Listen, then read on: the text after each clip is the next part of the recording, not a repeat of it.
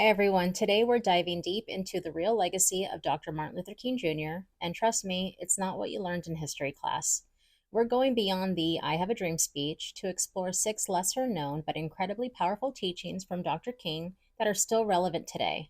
From his thoughts on civil disobedience to his views on economic justice, we're about to uncover the Dr. King that mainstream history often leaves out. So hit the subscribe button because this video might just change everything you thought you knew about one of America's most misunderstood leaders.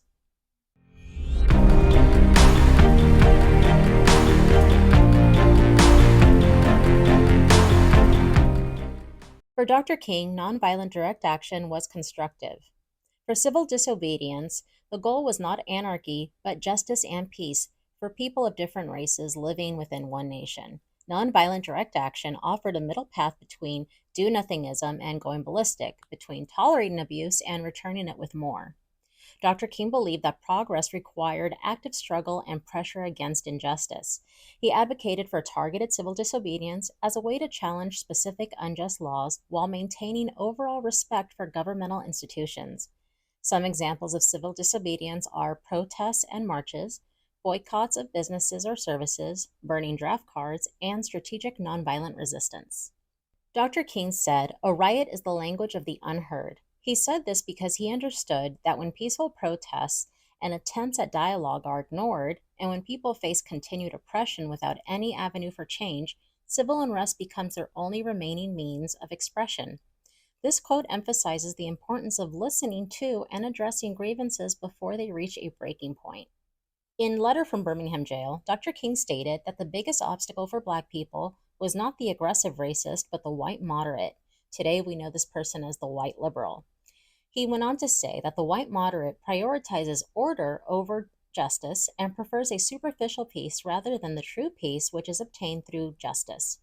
Dr. King wrote that people of color must be aware of this type and urged them to challenge the white moderate status quo and demand true justice, even if it means disrupting the superficial peace that the white moderate seeks to maintain. Dr. King expressed his disappointment with the Christian church by stating that the Christian church appeared to be more white than Christian. This quote reflects Dr. King's criticism of how the Christian church of his time appeared to prioritize maintaining white cultural dominance over truly embodying Christian values and principles.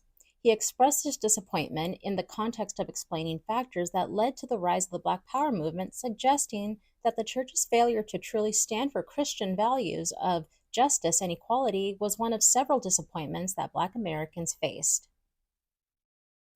In his book, Where Do We Go From Here? Chaos or Community, Dr. King discussed the economic costs of fighting poverty and inequality. He referenced Hyman Bookbinder, the assistant director of the Office of Economic Opportunity, who estimated in 1966 that comprehensive anti poverty programs would cost around $1 trillion. Bookbinder made a powerful observation. Poverty could be eliminated if wealthy Americans were willing to accept a slower rate of wealth accumulation. He warned that without substantial investment from the American people, the nation would face urban decay, racial tensions, and social unrest.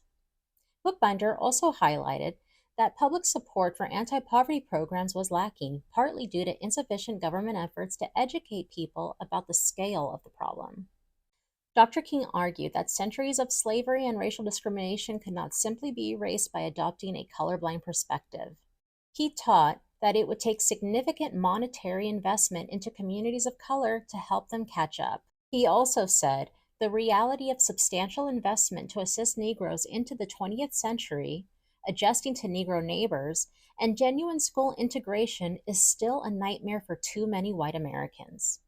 A fantasy has been replaced with Dr. King's true legacy. It's one in which, with one great speech, all of the U.S. became a post-racial society that saw no color. In fact, many misinterpret this one great speech as a call to colorblindness, but it did no such thing. Today, Dr. King's name is used as a weapon against Blackness and racial justice. He said, whites, it must be frankly said, are not putting in a similar mass effort to re-educate themselves out of their racial ignorance. It is an aspect of their sense of superiority that the white people of America believe they have so little to learn. And there you have it. 6 powerful teachings from Dr. King that are rarely discussed in mainstream conversations. That final quote really hits home, doesn't it? It reminds us that real progress requires everyone to do the work, to learn, and to challenge their own assumptions. If this video has opened your eyes to a different side of Dr. King's legacy, make sure to like, share, and subscribe. We need these conversations now more than ever. Let me know in the comments what surprised you most about Dr. King's teachings. Thanks for watching, and remember, true change starts with education and understanding. See you in the next video.